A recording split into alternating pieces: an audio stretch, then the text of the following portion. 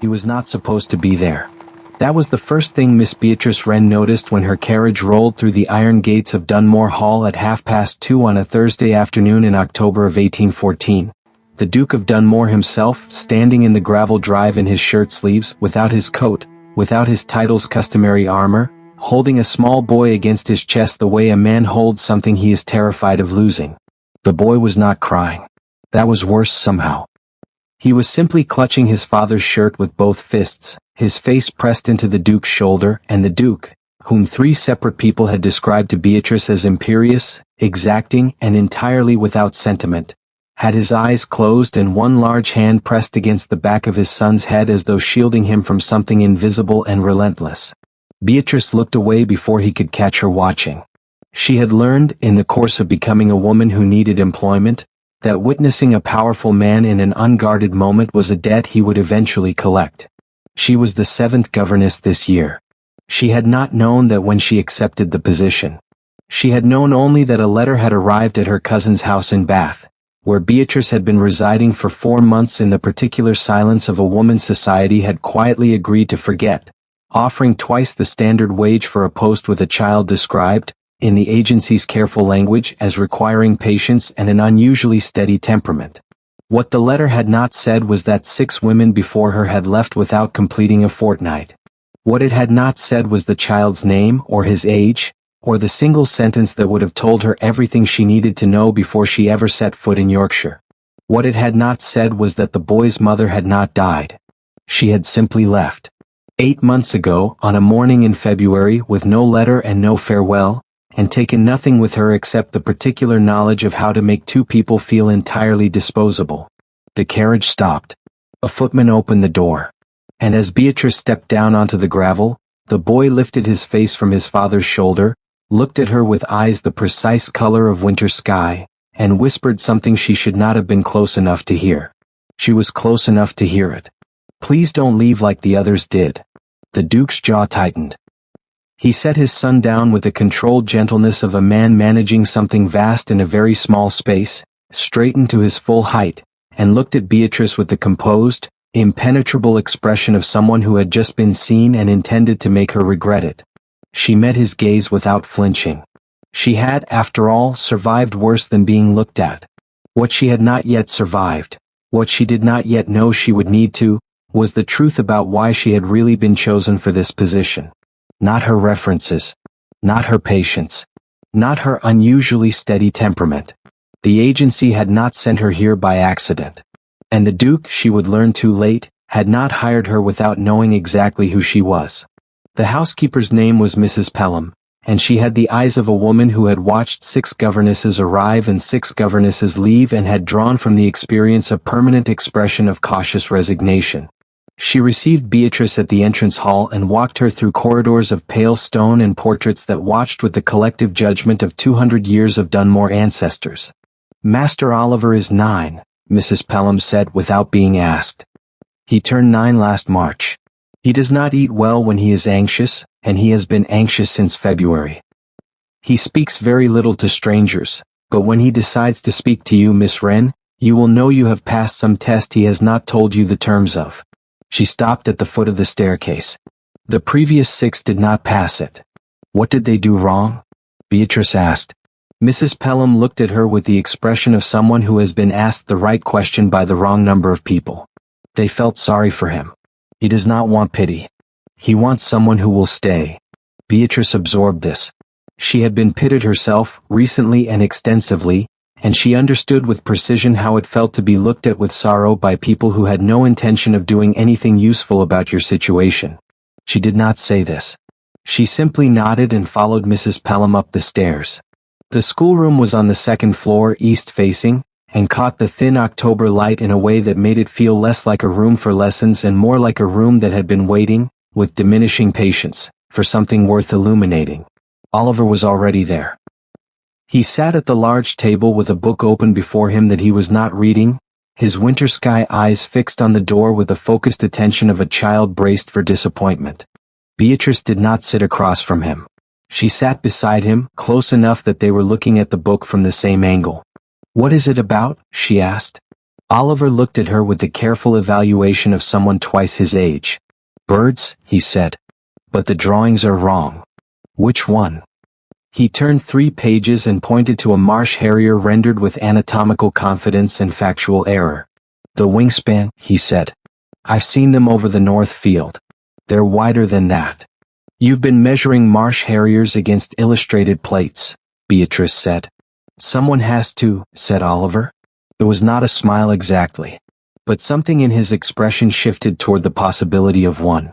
Beatrice looked at the incorrect harrier and thought, with a certainty she could not yet explain, that she was not going to leave this boy.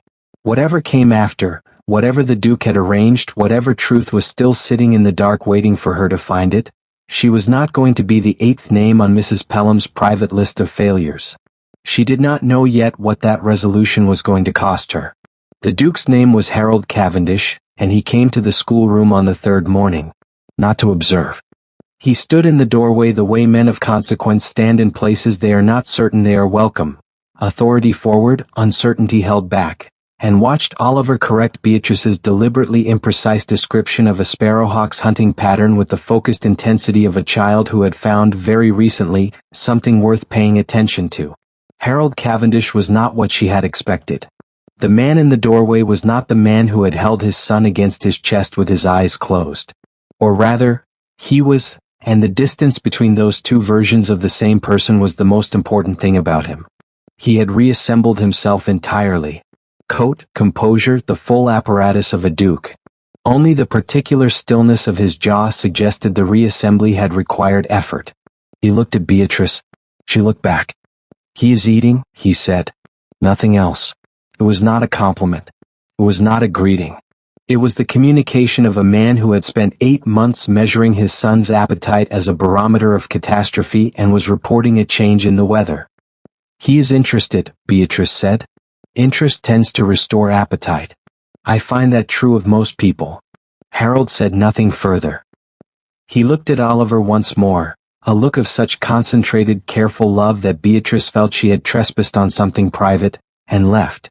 He did not come to the schoolroom again for 4 days. When he did, he stayed longer. She found the letter on the 14th day. This was not accidental in the way she first assumed.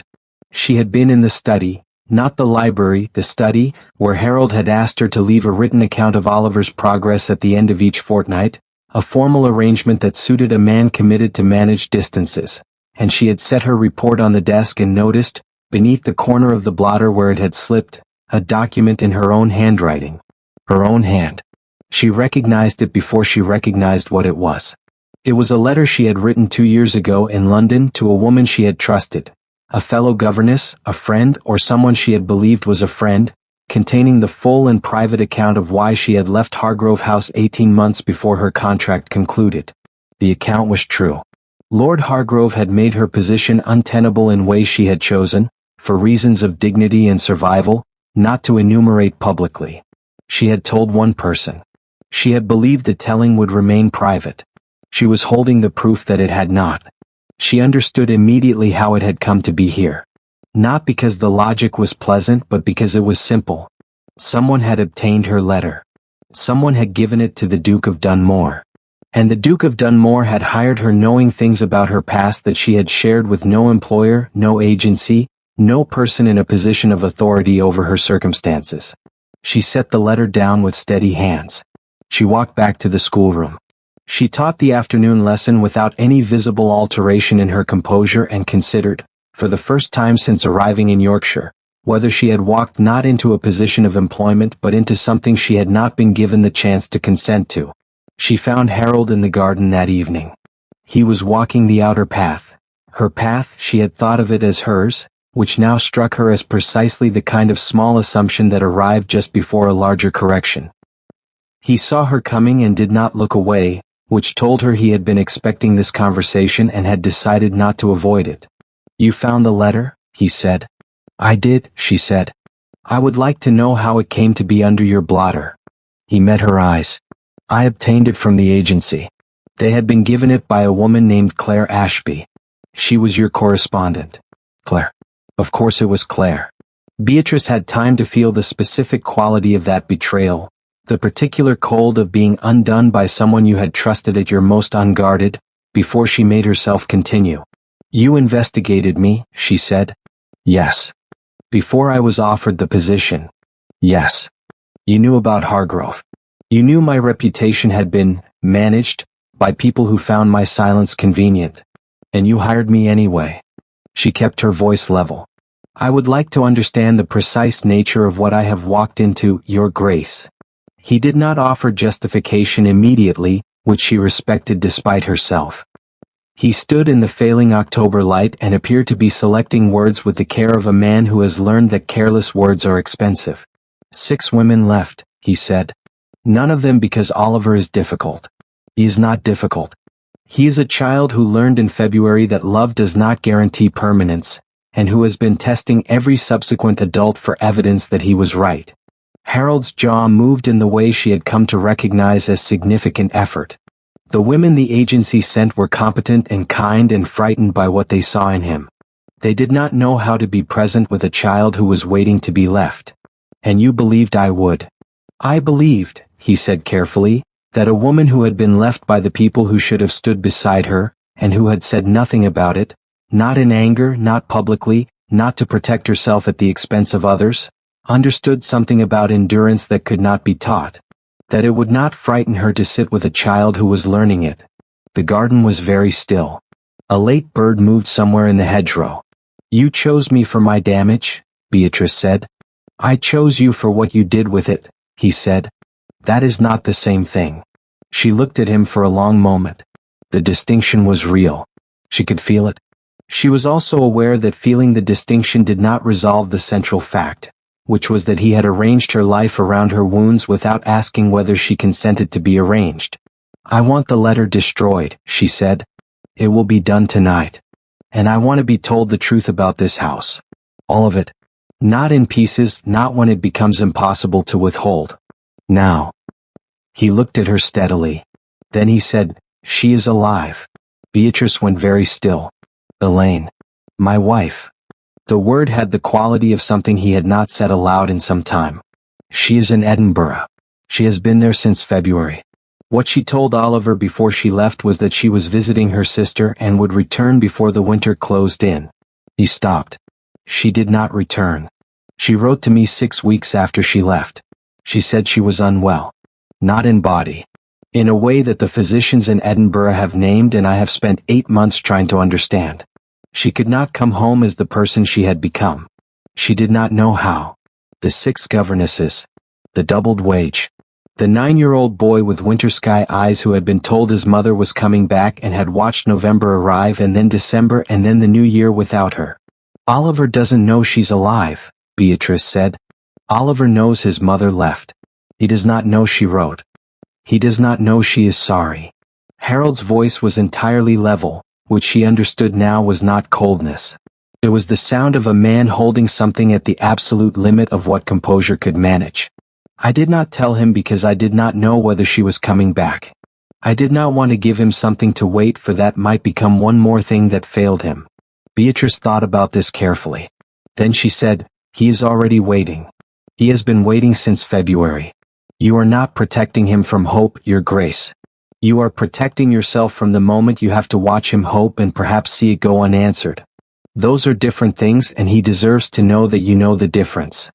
The silence that followed was the longest she had experienced since arriving at Dunmore Hall. Harold looked at her with the expression of a man who has been handed a mirror he did not request and cannot put down.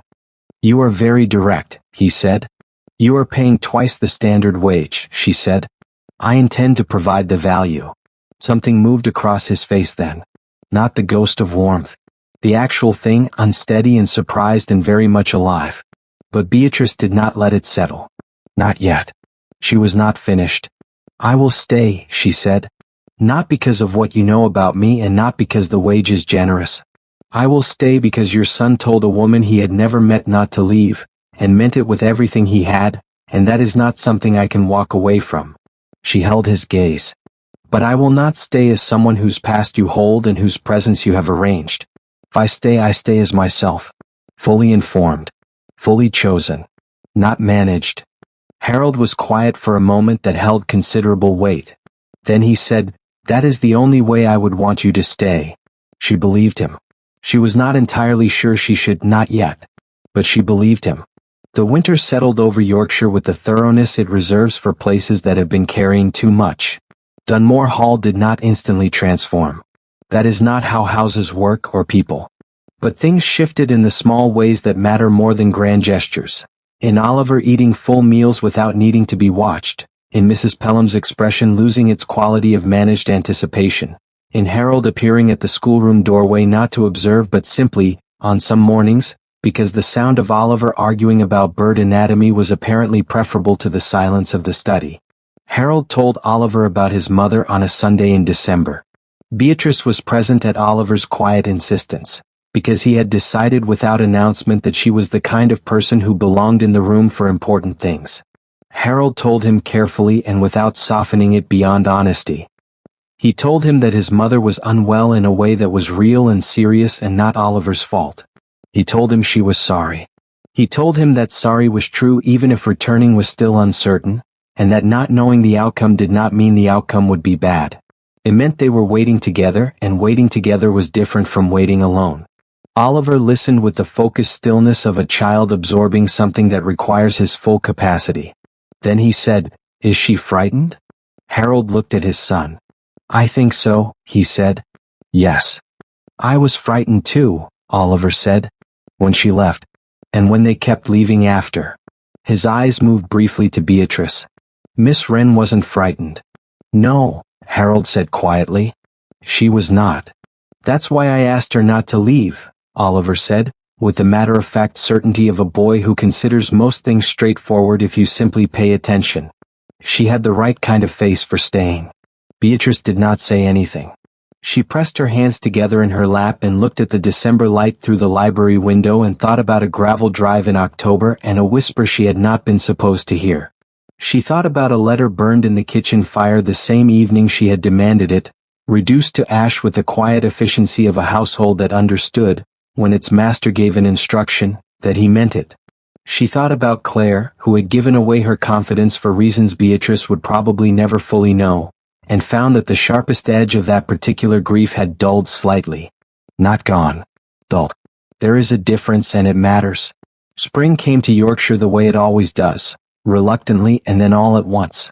The Marsh Harriers returned to the North Field in the second week of April, and Oliver saw them first from the schoolroom window and came running down the east corridor with a speed that made Mrs. Pelham emerge from the kitchen with alarm that resolved, very quickly, into something that was not quite a smile but had clearly been considering the possibility for some time. Harold heard him. He came out of the study and Oliver nearly collided with him in the corridor and grabbed his hand and pulled him toward the north-facing window at the end of the hall. Beatrice followed at a measured distance because some moments are not hers to lead and she has learned the difference.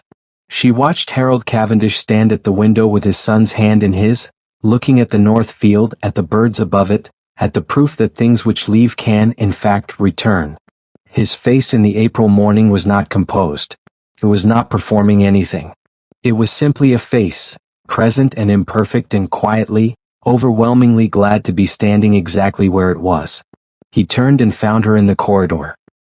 He looked at her with the expression that had been building since October, since a gravel drive and a whispered plea and a letter burned to ash and a Sunday in December in a library where a boy had said she had the right kind of face for staying, and it was not a look that required words immediately, which was fortunate, because the words were still finding their proper order. "They came back," Oliver said, still looking at the field. "They did," Harold said, still looking at Beatrice. Oliver turned from the window with the expression of someone confirming a hypothesis he had considered proven for some time. "I told Miss Wren they always come back to the North Field. The Harriers always do." "You did," Beatrice said. "You were right." He nodded, satisfied, and moved back toward the schoolroom to update the map he had spent the winter building. A careful, precise record of the routes of things that leave and the coordinates of their return. He left the two of them in the corridor with the April light between them and the sound of wings over the north field and the particular quality of silence that settles after a long thing has been resolved enough to rest. Harold spoke first. "There is something I want to say and have not yet said." "I know," Beatrice said. "I chose you badly at the start," he said. And better, I hope, at the end. I am not certain the better choice cancels the first one. It doesn't, she said. But it counts. He was quiet for a moment. Then, I would like to continue counting. If that is something you would permit. It was not a declaration. It was offered in the register of a man who has learned, at some cost, the difference between arranging and asking. He was asking.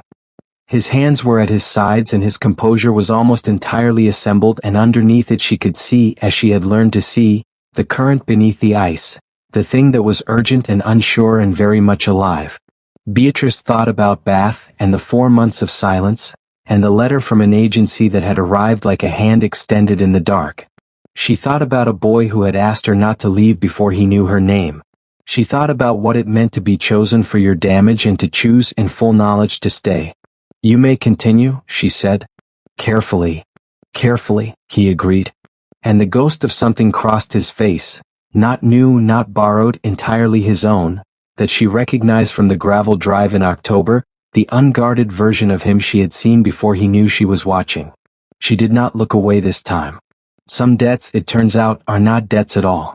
They are simply the beginning of an honest account. A letter arrived from Edinburgh in late April, addressed to Oliver in his mother's handwriting. Beatrice was not present when he read it. She did not ask what it contained.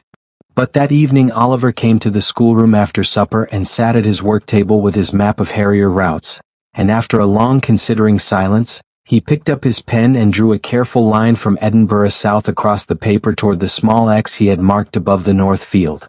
He did not explain it. She did not ask him to.